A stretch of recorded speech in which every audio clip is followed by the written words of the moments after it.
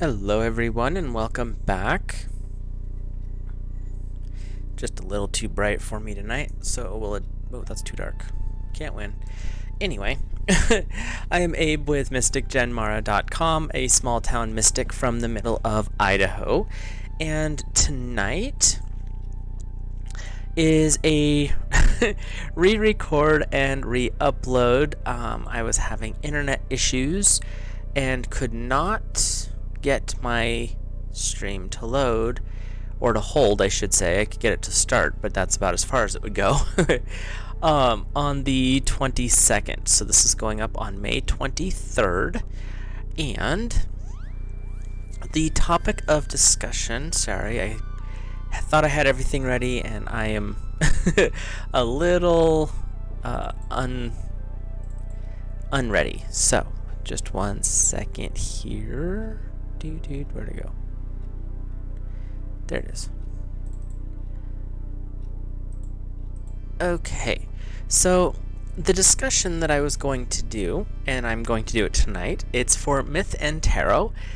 Usually this is a Monday night stream every other week, but since my stream for some reason went weird, we will do it tonight. And the topic of discussion is brownies.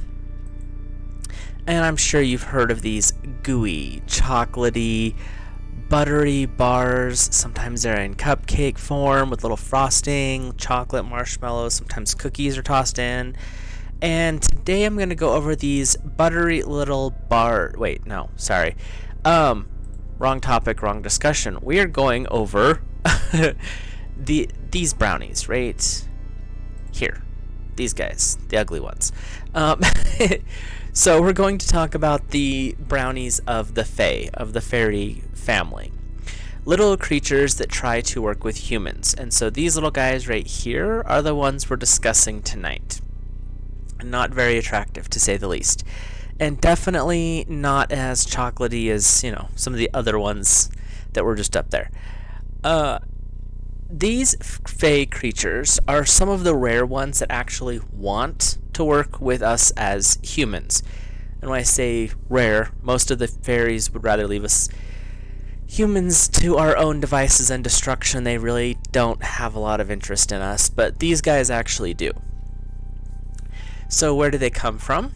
And actually, their history goes back quite a long time. Some of the stories that I have found references to go back as far as 2,000, 3,000 years. But the more recent written accounts are from Scottish and English myths. And they've been called a great many things around the world over the years, but we're going with the Scottish and English names, which would be the Brownie, and that actually kind of became popular in the 16th century or so. And that's how I first came to understand these guys, so I'm going to keep calling them that, but the other reason is I can't pronounce some of those older names. You've got too many consonants stuffed together with no vowels, and I'm good. So, brownies are a very industrious race within the Fae. They like to live around people, again, rare thing, and they hold no hostility outwardly to the race of humans. Again, that's kind of rare because a fair amount of the Fae, they don't like us. So, they find us beneath them because they're so much better than us. Sure thing. They like to live in barns, crawl spaces, in the forgotten corners of the home is another term. So it's like behind the TV, things like that where you just don't think about them. They don't want you to know that they're there. The brownies are rarely seen, but you can always see results of their work. That's the big difference, is you may not see them, but you definitely know you have one. They tend to help out around the house. That's cleaning. On occasion, they'll finish cooking or set things up for cooking. And assorted other housework, but they always work at night. They will help with gardening, taking care of the animals as well. Brownies are interesting creatures. They are generally described as brown skin, i.e. their name, very hairy, and hair to almost the level of fur in some cases, and in general, very ugly to very unattractive are the descriptions. In some of the old stories, they could be bigger than humans, 6 to 7 feet tall, when they were around humanity and seen, but the more common stories have them being shorter, 3 to 4 feet, and this is kind of what some of the shorter ones look like. I mean, they're really not that attractive. They're grubby little guys. But, I mean, it's not like that's what you're looking for most kind of times anyway. The crazy part about these guys, they can shapeshift if they're caught walking around the house. So they dress in rags, and they tend to run around sans clothing. Typical of the Fae, they don't understand us humans, why we wear clothes all the time. To them, it's just something like, are you kidding me? You have to wash it, then you wear it, then you take it off, then you have to wash it again. They're like, or you could just skip wearing it altogether. And oddly enough, a very large portion of the fairy realms don't like clothes. They tend to like jewelry, but not clothing. And they just can't understand our human preoccupation with wearing clothes. The faces of a brownie can be considered scary in some cases. There's one of the tribes within the clan that don't have noses. They just have a giant hole right here where a nose should be, but there isn't one.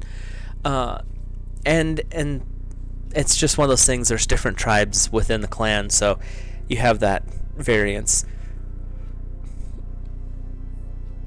For example, when you are, as to how they just disappear and they shapeshift, you walk out of your room at like midnight, 1 o'clock in the morning, you want a drink of water, you go to your kitchen, and there's your cat sitting on the counter. Not a big deal, you get your drink and you go back to bed and snuggle up with your cat. The only cat in the house. And you know that there was a cat in the kitchen, but you didn't see the cat go back upstairs where you left your cat. When you left, the cat in the kitchen very well likely could have been a brownie. They instantly will do it if they need to hide. They also can turn invisible, so it's a matter of, do they want you to know that they're there or not?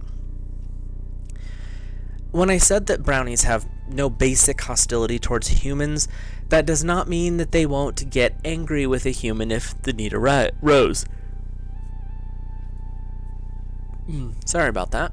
If you have a brownie that lives around you, and you do something to anger it or to frustrate it, going against the philosophy of the brownies, and that could be destroying land unethically. They're not against farming, they're not against cutting down trees. It's the unethical part of it that gets them, and their ethics are a little bit different than ours in some cases. Or harming animals without cause, or harming because a lot of the lore was written when people would have servants and sometimes slaves in their houses.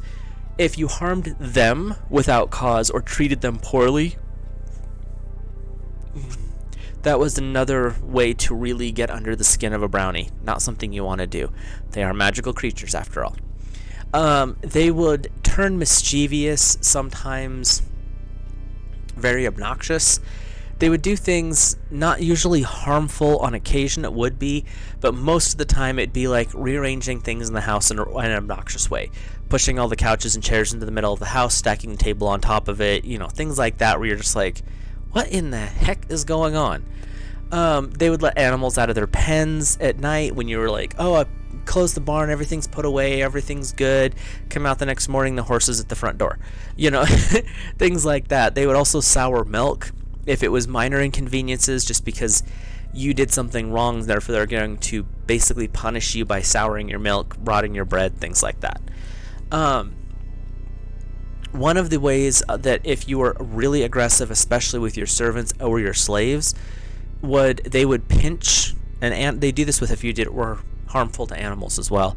They would actually pinch you and like get down under the skin and leave bruises, and they wouldn't just do it in 1 or 2 spots, and it was always while you were asleep. You'd wake up with bruises all over the place or little nail marks, and they would do it pretty much everywhere on your body that they could reach.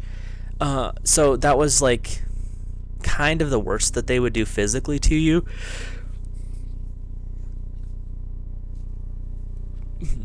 Oddly enough, even with all that, they're still portrayed in a unique way within pop culture. For the most part positive, although there's some mischief that goes on there. The closest thing in modern times would be the house elves that are in Harry Potter. They're very similar to the Brownies, but unlike the house elves, Brownies are not slaves to a family. They choose where to go, who to live with, and how long to stay. Although the lore with the house elves and the Brownies is very similar in this aspect in particular, if you give them clothing, and with with Brownies it was specific, if the head of the house makes a new set of clothes and leaves it for them, a suit is one of the phrases, they will take the suit and flee. You just lost your brownie. The lore says it's almost an offense, like you appreciate their work but you want them to be more human. There is one story that I found, and I kind of like the way this one goes, that by giving them clothing, you've elevated them from just being a lowly brownie to actually being able to take up a position within the Seelie or Unseelie courts in the Fae. So it's like a promotion to them, and so they're not going to be cleaning your house or helping you anymore. They got, political things to do. So there's a couple of reasons why you probably don't want to give them clothes, because it's, like I said, it could be offensive to them, or it could be a promotion, but without knowing for sure, best to err on the side of caution. To thank a brownie, or to invite one into your home, or close to you, however, there are a few ways that are fairly simple to attract them. Sorry, I have a yawn coming. Having living plants within your home is a great way to get them going. Potted plants, a garden, little patio garden. Again, with the fairy, you do not want to have cut flowers or cut plants. That is not going to be beneficial. Those plants are dying and they're going to wonder why you cut them. So you want something that's alive and prosperous, like a potted plant. Those are just really easy ways to do it. Having a pet and taking good care of it, making sure it's fed, watered, groomed, all that fun stuff. That is a way to draw their attention, because you're being kind to something that they would be kind to. You can also be a little bit more direct and leave out things like milk, cream, bread, and you'll do it in places like, in the old days it would be by the hearth, which nowadays would be the kitchen or the living room, places where kind of the heart of the home is. And that's why the hearth was always, because you'd circle around the hearth, it was warm. And you don't want to go too far beyond milk, cream, and bread. They tend to get offended or turned off by anything beyond that. They're not normal fae in the fact that they are not drawn to shiny objects or excessive sweets. However, there are stories where if it is a sweetened bread, like almost a cake, that is sweetened with exclusively honey, they will accept it. They like honey sweetened treats, baklava, things like that, but they don't want the other sugars. That's the one thing that I kept running across, is they don't like maple syrups, cane sugar. No. But they do like the honey. So, but they don't want it every day. Most of the references that I found talk about how they would leave out a couple slices of bread and a thing of cream, and that was what they were looking for. They don't really go for the sugary stuff. Another thing that one of the clans, or one of the tribes within the clan, has referenced before is porridge, like oatmeal, cream of wheat, polenta, things like that are kind of a breakfasty, soft breakfast, almost a soup. They don't mind those either, but again, err on the side of caution. Don't use fake sugars. Honey is what they will use. This is just kind of a thank you for being nice to help around the house. There's a little bit more to that, and I'll get into that in a second. Brownies are exceptionally long-lived, longer than you probably originally thought. One brownie if they decide to hang out with the family, can be with that family for generations, 3, 4, 5, 6 generations. Their lifespans can be between 500 and 1,000 years, naturally. Brownies tend to be pretty solitary, and so you generally will only have one around. From what I have read, I've never seen reference to two living in a household. There was a belief at one point, but there has since been disproven, that brownies were strictly male. But they have found out, researcher meditations and things like that, through the lore, they've come into the belief that there's women too, but they're that ugly that you can't tell the difference between the males and the females, but they actually do have two genders. But on occasion, a brownie will take a spouse, and from what I understand, they will not do this while they're with a family. They will leave the family for a short period to basically pop out a brownie baby or two, and then they'll return to being alone with the family that they were originally with. The female of the species will take the baby, raise it, and then once it reaches a certain point, there was not a reference for age, I'm assuming a mature state, it gets ousted from mom's care to be like, go along, you got things to do, I don't want you around anymore. But once in a while, a brownie will decide to, meet up and have a kid. Their tribe or their clan actually is fairly large, from what I understand, within the Fae, but they don't live in the fairy. They'd rather be out with us, which is, like I said, a little strange for those creatures. Once in a while, a brownie will decide that he or she wants to connect with the family they are working with, and they will make their presence known. This is extremely rare, but it does happen. When it happens, they will make their presence known to the head of the household or to the head of the servants. Again, going back to that older time.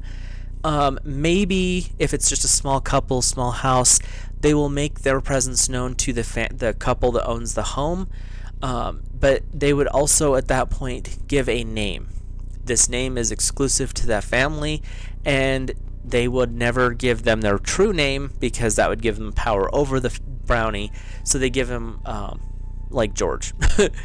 And sometimes the family would be disrespectful, and they would say that name of their brownie to someone else, and the brownie would immediately leave the home. They have no patience with that. They're being very, very vulnerable by giving you that information.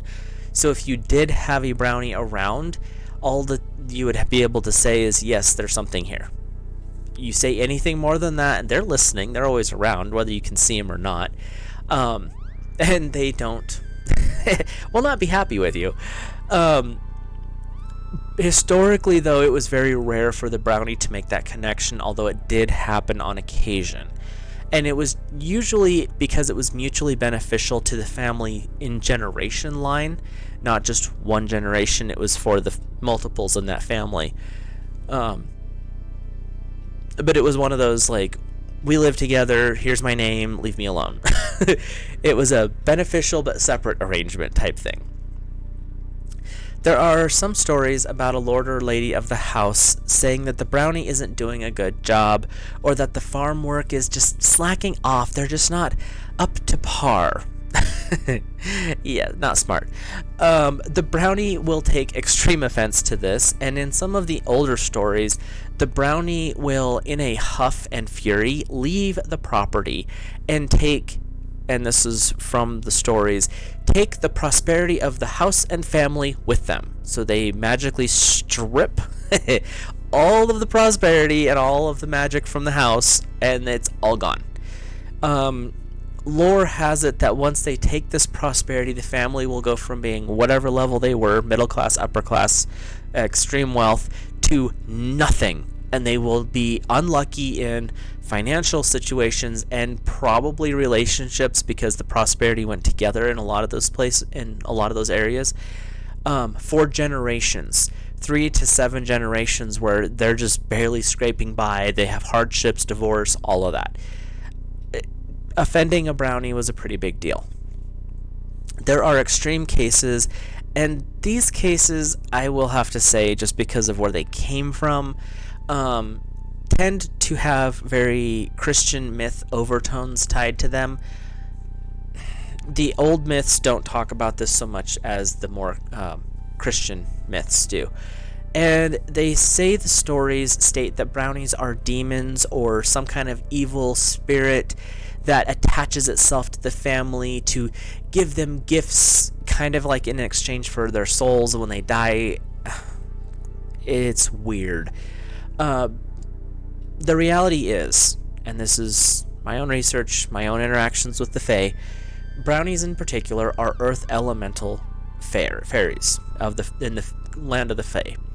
They're not good, they're not evil, they're an elemental creature that wants to actually work with and support humanity until they do something unethical, or basically the ethics is what gets those guys.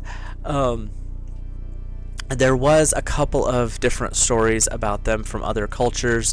In Yorkshire, and this is one of the English legends, they use the alternative name for a brownie, which is a hob. I can say that one. And this creature was one that would help heal children. Not all brownies have this ability. It's a specific tribe that had this ability, according to the lore. They were stories about the hob or hearth spirit, depending, still brownie, that would interfere if a suitor was being deceitful to a young lady. So this young man comes over, he's gonna woo young maiden. Brownie's sitting in the corner listening to him like, yeah, I don't think so, and they're not paying attention. The table setting for dinner for that particular person just disappears. Gone, put back.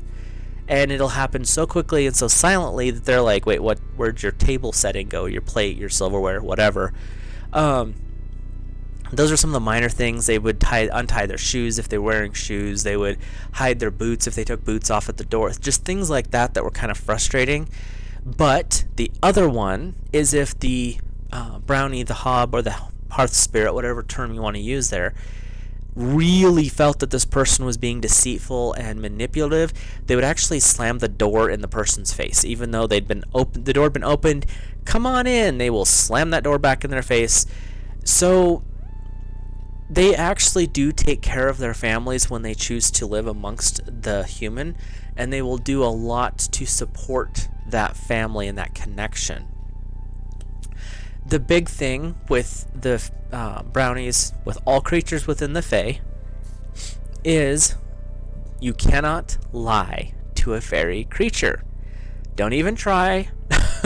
They know more than you can possibly guess. They know more than you possibly want them to know in some cases. And it's easier just to be honest and upfront with them from the very beginning. One of the ways that you don't want to be deceitful is when you leave out gifts for them. It is a gift and a thank you for the work that they do. If you do it with the intention of, well, I'd better pay them for this, you're going to make them very frustrated. This is where they're just minorly annoyed, like, I'm not doing this for a paycheck.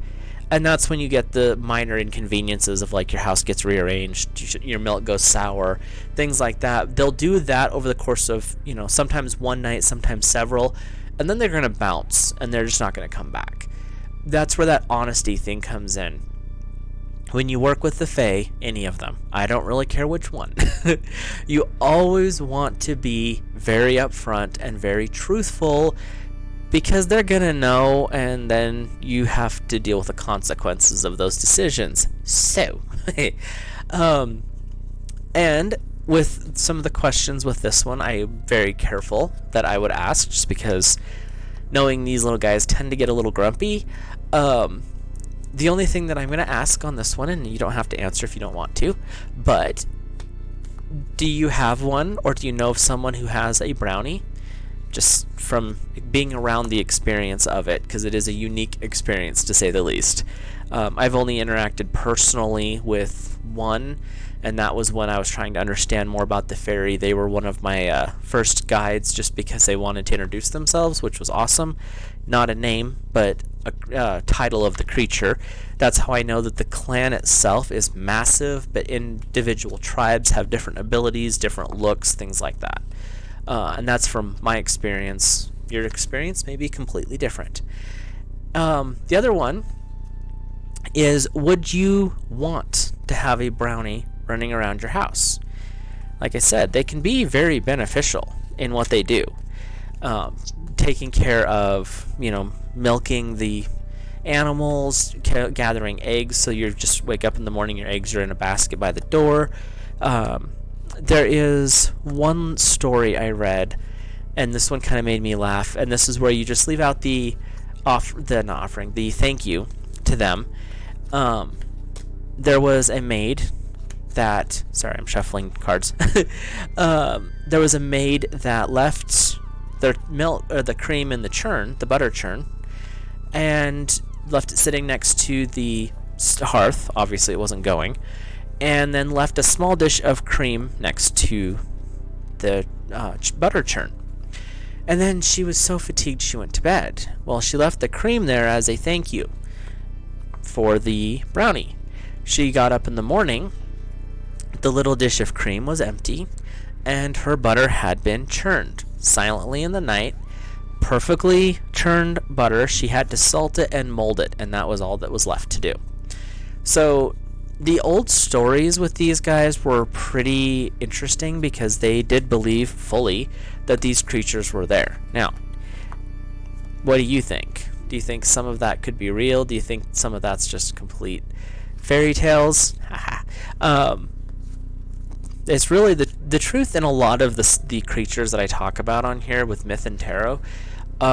It really comes down to, what do you believe? What do you choose to believe? There is enough lore, enough images out there, which is why I say some of this stuff could be very real, because back in the day you didn't hire a cave painter or a stonemason to carve something that would take years or months and spend a very vast fortune on a fantasy. Not like today with all of our art where we will paint or draw or sketch or whatever, the random images that we see in our heads. Back in the day, they were usually doing stuff that they had seen. So that puts a little different spin on some of the old stories. But what do you guys think? You can think about that. We'll do a quick tarot reading for the brownies to see where they're at in this moment in time. We have the significator, which is their card, who they are in the moment. It is the Six of Chalices. So there's a little bit of duality that's coming forward for these guys in the moment. You've got your good, you've got your bad, but they're kind of in a point of indecision. They're in this balancing, and chalices are water, so they're kind of in this emotional balance, trying to understand what direction to go. Do they want to bring themselves into the forefront? Do they want to make a scene? Is that going to cause too much drama for them? But it's really about finding that balance, finding that positive, negative, kind of evaluating the situation. They're observing. As you can see in the picture, the young ladies here, I get the reflection off of it. Focus, camera. Okay. They're just kind of observing. They're not really judging. They're making their decisions. They're watching. And that's where the brownies are at, is they're just kind of in this moment in time where they are currently standing type of energy. They want to know what's happening. They're just observing. So what's crossing them, the thing that is their challenge, so to speak, is the Hanged Man, number 12 in the Major Arcana. So these are major life lessons, major shifts in life, things to think about, believe, etc. These are things that are changing. It's like you don't really have an option here. And with the Hanged Man, the energy that's coming up, that's crossing them, is times are changing. The world that they knew has changed completely. So now we're looking at this, after the Industrial Revolution, all this new electronics and metal and iron, which none of the Fae, I don't care which clan you're talking about, none of them like it. The iron just is like their arch enemy. But you've got all this energy coming up of change, of shifting, and this is something that's going kind of counter to the brownies. They don't really understand how to handle it. So where they're kind of standing back observing, they're looking at the goods and the bads, it's kind of an emotional time for them. The thing that's going against them, the thing that's kind of a challenge or an obstacle for them, is this change. And they're having to reevaluate and really look at things from a different dimension, different energy, so they can understand how to maneuver within this new world that's popping up. So their higher self, their higher influences, is the Four of Wands. We'll have to edit this real quick. There we go. And the Four of Wands is showing that there's a partnership. The lady behind is trying to support, but almost in a manipulative way. So their higher energy that's coming in is saying, you can't be manipulative. We are trying to show you something better, but you have to be willing to make these changes, to make these adjustments.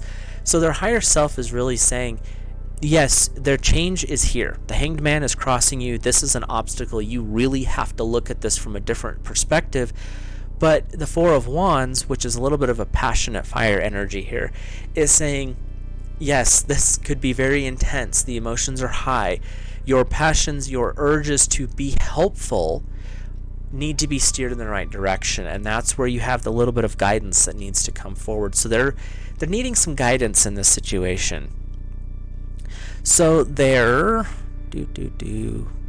subconscious is the Six of Swords, and this is an evening card. So their subconscious mind, their the root of the situation, their underlying kind of influences are really saying that they still have to reside in the night. They can't go out in the day.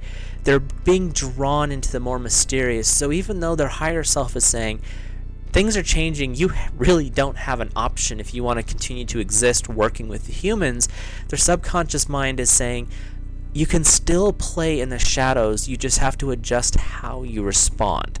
So it's not just a simple thing of, well, we're going to go out in the light of day and we're going to do this and we're going to introduce ourselves to all these humans. No. That's going to be a problem. That's where that divine guidance comes in for the Brownies. It still is going to be a subtle type of environment for them. It's still going to be at night. It's still going to be more shadowy, more quiet. And they're saying that the Brownies are going to be more drawn to the people who are more spiritual and more mystic in their life, because they are going to be more open to the experience and less hostile to the outcome. So, what's going on in the past, and for them the recent past is like the last 100 years or so, is the Knave of Wands. So we've got a lot of fire energy so far coming forward. And so their history has been a little bit tumultuous. It's been a little authoritarian. Like, there's been a pretty good pushback against them. Even though all they've wanted to do is be helpful, their history is showing there's been a little bit of disruption going on with this Knave of Wands, this kind of fiery pushback, and they want to assert themselves. They want to have their control again. I mean, he's standing there with his wand in hand saying, I'm going to do this, and that's what they're saying is, we want to do this. This is what we're going to do. But in the past, it's not been beneficial for them to be too aggressive in the last 100 years or so, and so they've kind of had a little bit of push and pull going on in their history. So their next 100 years or so, their immediate future, is the Knight of Chalices. So they're moving forward. They are, whether they want to admit it or not, they are looking to the future. And with the horse, notice that all the hooves are off the ground. So this horse is moving. So this energy of the future is charging forward. It's moving quickly.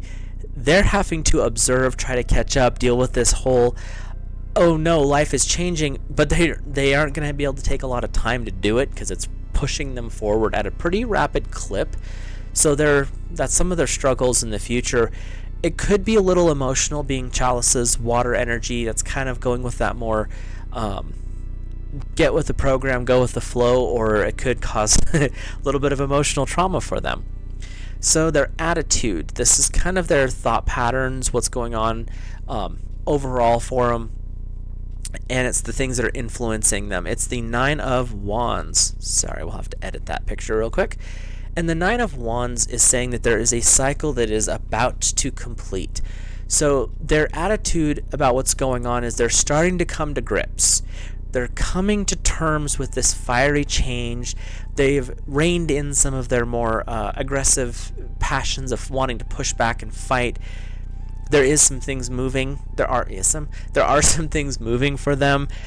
They may not like it, but they're also paired up. There's two ladies in the picture, and so they've kind of become friends with another clan that's helping them adjust, and so their attitude is more forward thinking, more okay, we got this, we can handle this. I mean, their immediate future is very full of movement, so they kind of have to take on some of the challenges. Their environment. So this is the world that surrounds them. This is the Queen of Pentacles, the queen of their energy. And with this energy, it's really focusing on what grounds them, what anchors them, what supports them. I mean, as you can see, sorry, I have to, she's gazing down at a coin. And what she's doing is she's trying to understand, how did this come to be? How did I arrive here? How can I make this better for me? And so the energy of what's going on for the Brownies is they have to examine what they're examining in their significator card. The first card is, how do I make this work? So they're examining the environment that they're in. They're examining the changes that have taken place, with the buildings, the concrete, all of that fun stuff. And they're not saying it's bad, but they have to figure out how to work within it. So their environment is being examined very closely by them because they want to be able to still be around us, which is weird, but they do. And so they have to try to understand how they fit into that environment. Their hopes and fears are the Two of Swords. So there's a lot of truth that they're dealing with right now, and those truths are a little bit hard, but they're trying to find happiness and kind of laughter in it. So as all this stuff is happening around them, they're looking at it in ways to, how can we make this fun? How can we still, be a little mischievous? How can we be helpful and be in this environment that is not what we're used to? And when you're talking of creatures that live 500 to 1,000 years, what we've seen in the last 100 years of drastic change, even to our opinions, can you imagine what that looks like to those guys, where everything kind of plateaus and all of a sudden there's this huge burst of change and shifting of everything like they've seen in the last 100 years? But they're trying to find ways to be haha about it, funny. The Two of Swords is really about cutting away illusions and finding some truth in the matter as well. So they're trying to find ways to handle it, be funny with it. Their fears are, is this going to be the end of us? Is it going to drive us back into the fairy realm? And that's not what they want. So they're trying to find ways, whether or not it's exactly what they want, but they are trying to find ways to move forward into our world. The overall outcome is the Three of Swords. So their outcome is looking kind of moderate. They want to be here, they just don't know how. When you look, there we go. They're talking to each other, they're trying to support each other, and they're trying to reveal truth to each other. That's what the swords are for. It's very much air energy, which is the opposite of what they are. They're more earth elementals, but it's really about, can we do this? So they're still trying to understand, how can they make this work? And for solitary creatures, if you've noticed, the Two of Swords has two people. The Three of Swords has two people.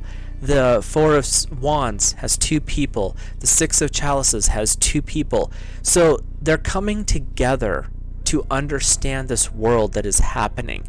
And the only way that they're going to be able to move through this, by the outcome here, is in partnership with each other. They're not going to be able to do it like they've done in the past with their solitary nature. For their outcome, their future has to be in a supportive role with each other. And that supportive role is going to also lead out to being supportive to us as humanity as well. So, hopefully the Brownies liked that. And if you enjoyed this, that's the end of my little reading here. If you enjoyed this episode of Myth and Tarot, it's not live, unfortunately. My internet was being really weird. Please drop a like on the video. Please, leave comments, questions, suggestions, even criticisms. As long as we're respectful, that's all I look for. And if you want to know when I go live, if I can figure out the internet thing, or when I'm going to upload videos, or when they go live, you can drop us or subscribe and share the videos with people you think might be interested in something like this. With that, I will let you guys go. Have an awesome rest of your evening, and I will talk to you again soon.